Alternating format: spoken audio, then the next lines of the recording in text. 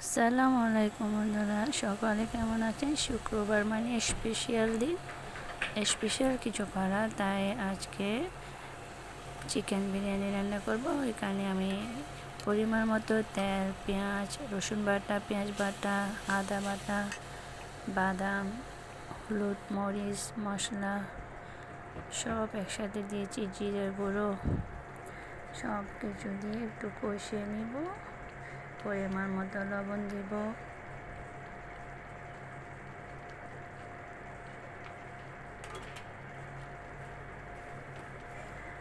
মশলাগুলো ভালো করে কষিয়ে নেব।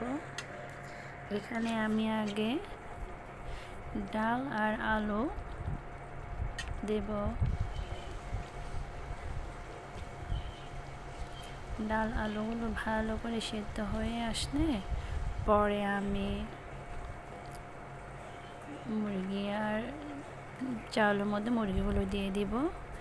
আলাদা করে মুরগিও ভেজে রেখেছি। একটা চুলাতে মুরগিগুলো একটু ভেজে নিব, একটু ভাজলে ভালো লাগে। এরপর ডাল আর আলুগুলো ভালো করে সেদ্ধ হয়ে আসলে এখানে আমি এলাচ, দারচিনি, তেজপাতা দিয়ে দিব।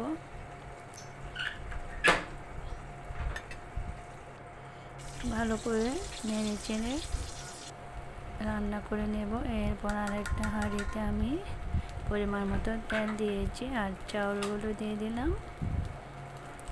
দিয়ে একটু বিরিয়ানি মশলাগুলো দিব, চাউলের মধ্যে দিচ্ছি।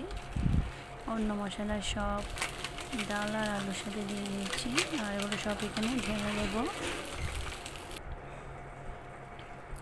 একটু নেড়ে চেড়ে পরিমাণ মতো পানি দেব। ডাল আর আলু দিয়ে তারপরে কিছু কাঁচামরিচ, ধনিয়া পাতা দিয়ে দিলাম।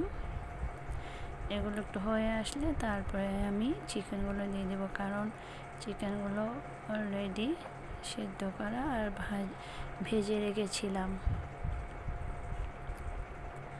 এগুলো আগেতে একটু করে রাখলে তাড়াতাড়ি হয়, রান্না করতে খুব বেশি সময় লাগে না। তারপর চিকেনগুলো দিয়ে দিলাম। এরপর ঢাকনা দিয়ে রান্না হওয়া পর্যন্ত অপেক্ষা করব।